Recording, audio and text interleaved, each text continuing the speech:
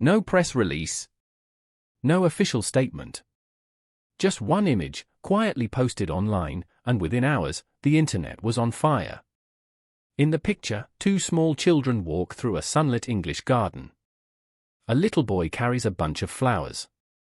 Behind him, his father does the same. A little girl trails a few steps back. It looks, at first glance, like nothing more than a peaceful family stroll. But thousands of people online believe they know exactly where this walk was leading, and exactly whose grave those flowers were meant for. Now, questions are swirling. Was this a private family moment shared too soon? A tribute turned into a photo opportunity? Or is the internet simply seeing a ghost where there isn't one? Today, we're unpacking the story behind the picture, the family, the history, the backlash, and what it reveals about the deepening divide between the Sussexes and the royal family they left behind. Stay with us. To understand why one photograph could cause this much noise, you first have to understand who's in it and where it was taken. Meghan Markle. Former actress, now Duchess of Sussex. Married into the British royal family in 2018 in a wedding watched by millions.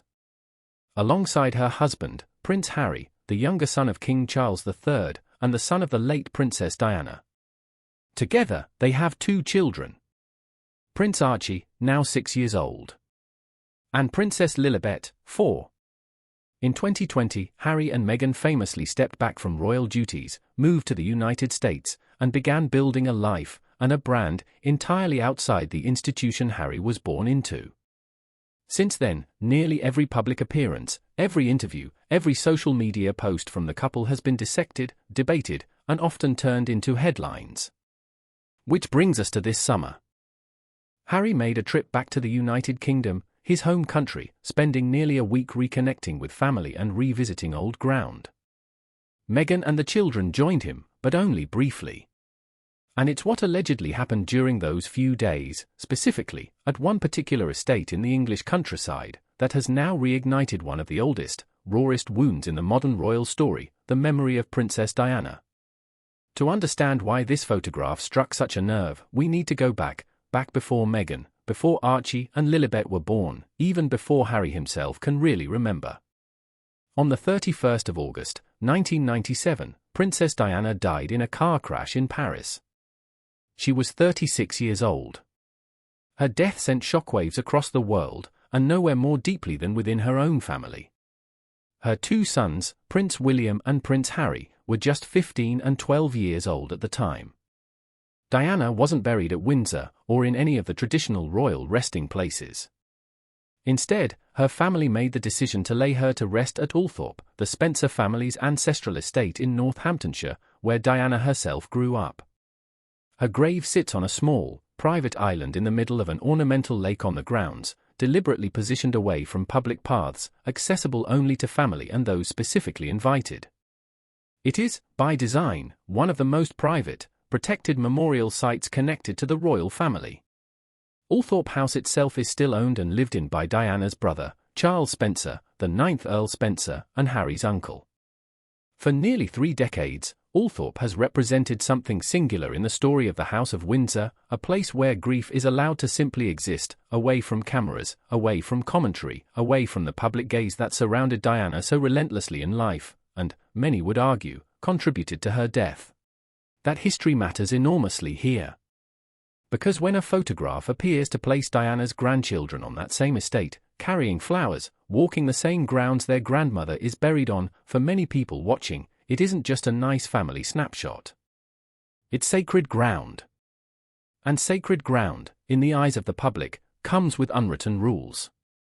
Let's walk through exactly how this story unfolded.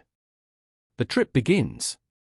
Prince Harry arrived in the United Kingdom for what would stretch into nearly a full week. For Harry, these UK visits have become increasingly rare, and increasingly loaded. Every trip home is scrutinized for signs of reconciliation, or further distance, with the family he stepped back from. Meghan, Archie, and Lilibet, however, didn't travel with him for the whole trip. According to reports, the Duchess and the two children only flew in for a short handful of days, joining Harry later in the visit. The reported reason was security, an issue that has followed the Sussexes since they lost their automatic taxpayer-funded protection in the UK after stepping back from royal duties. Notably, during their time in Britain, Meghan, Archie, and Lilibet made no public appearances whatsoever. No walkabouts, no waving from behind a gate, no staged moment for the cameras. As far as the public was concerned, they were essentially invisible for the length of the stay. But invisible doesn't mean idle.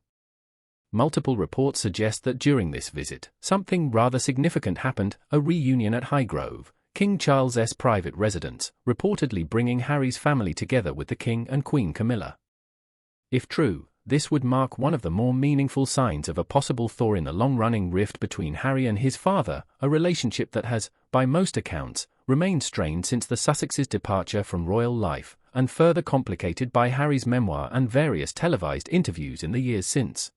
Alongside the Highgrove visit, the family reportedly also spent time at Althorp House, with Charles Spencer, Diana's brother, hosting Harry's family on the estate where his sister has rested for almost 30 years. And this is where the story turns. On Thursday, Meghan posted a handful of images to her social media, framed simply as glimpses into the family's summer holiday. Among the pictures, sunlit landscapes, casual family moments, and one photograph in particular that caught fire almost immediately. In it, Harry and Archie are seen walking together, each holding a bundle of flowers. Lilibet follows a short distance behind. Sharp-eyed followers quickly recognized the setting, the gardens of Althorp Estate. Almost instantly, a theory took hold across social media that this image was taken in the moments before, or after, the family visited Diana's grave to lay those very flowers. Nobody involved has confirmed this directly.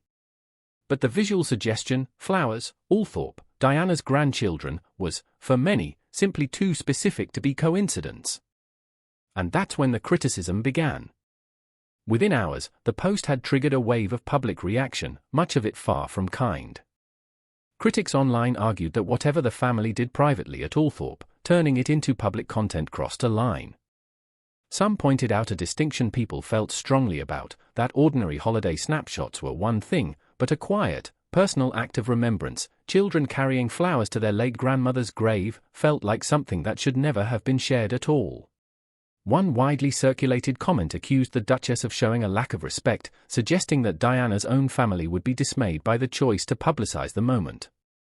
Another user described the post as sickening, arguing there was a meaningful difference between sharing a fun family holiday and turning what should have been a solemn, private tribute into public content, calling the choice ghoulish. A third simply said they were shocked Meghan would post it at all, calling it a new low.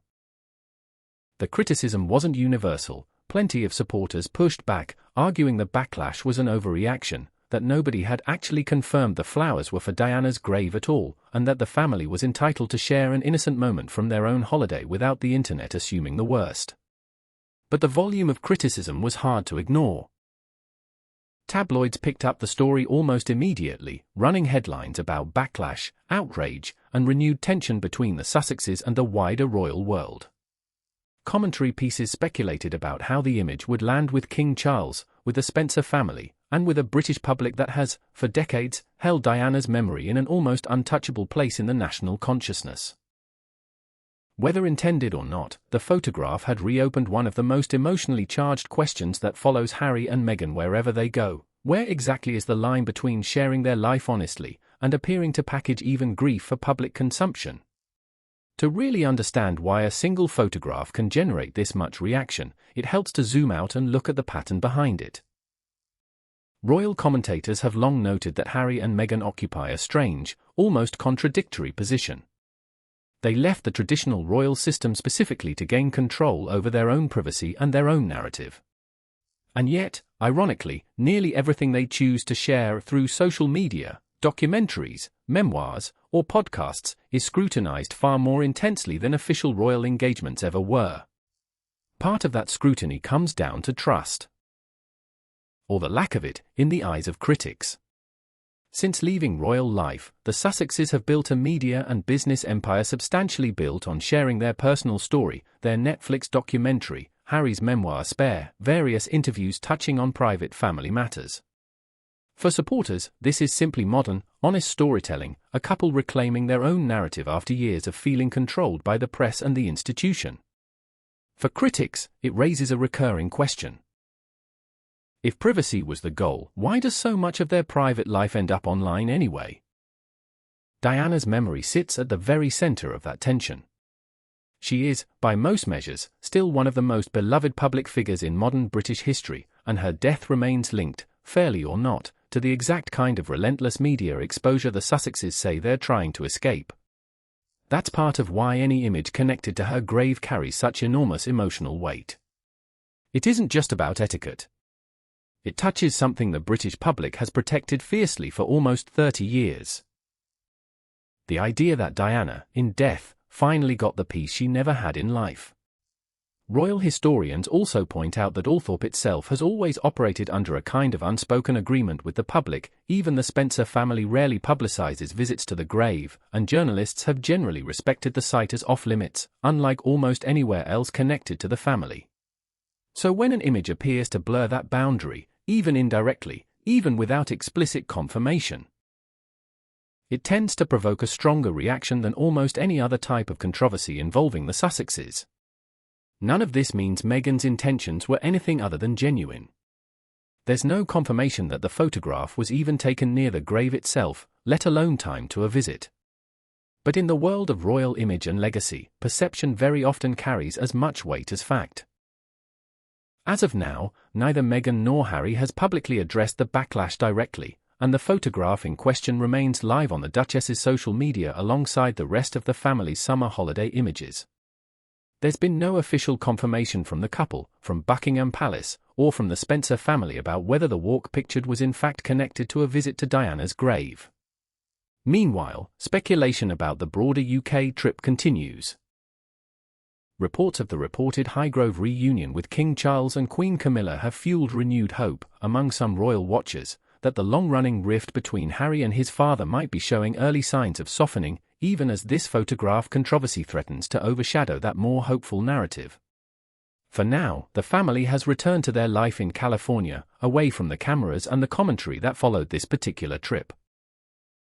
But as has become the pattern with nearly every Sussex headline in recent years, the conversation online shows little sign of slowing down. Every new post, every future visit to the UK, will likely be viewed now through the lens of this controversy, another data point in the ongoing, very public debate over what the Sussexes owe the institution, the public, and Diana's memory itself. At its core, this story isn't really about one photograph at all. It's about the impossible balancing act Harry and Meghan have been trying to walk since the moment they stepped away from royal life, the desire to live authentically and share their family honestly, set against a public that still holds deep, protective feelings over the memory of a woman who died before most of today's headlines were even written. Whether this was an innocent holiday snapshot or a genuinely tone-deaf misstep may never be confirmed either way. But it tells us something true about where things stand between the Sussexes and the country Harry once called home. Even nearly 30 years after her death, Princess Diana's legacy is still powerful enough to spark a national conversation, and still fragile enough that her family, on both sides, must tread carefully around it. One photograph. One garden. One grave, never even shown. And still, the entire internet had something to say. So, what do you think? Was this simply a private family moment shared a little too publicly, or did the Duchess cross a line that shouldn't have been crossed? Let me know your thoughts in the comments. I read every single one. If you enjoyed this deep dive into the royal world, hit that like button and subscribe for more stories breaking down the biggest moments inside the House of Windsor, because trust me, this isn't the last chapter in this story.